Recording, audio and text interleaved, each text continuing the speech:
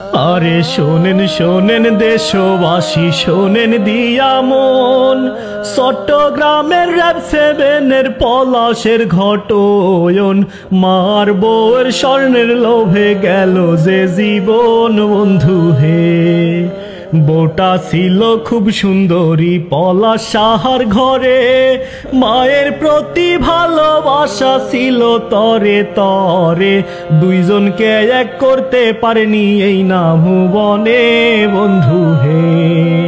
র‍্যাবের এসপি ছিল পলাশ BCS cadre, গর্বের সাথে চাকরি জীবন করতেছিল পায়ার।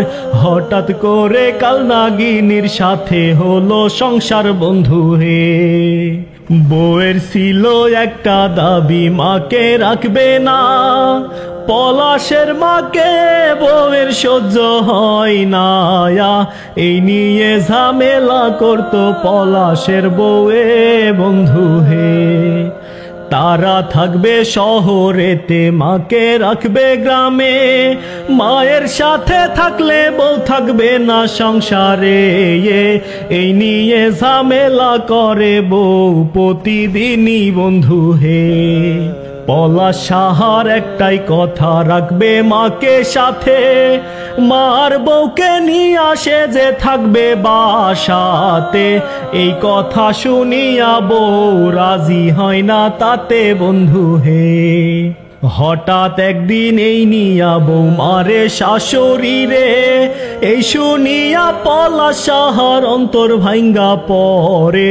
দুইজন রে এক করিতে পারে না পলাশ সাহারে বন্ধু রে।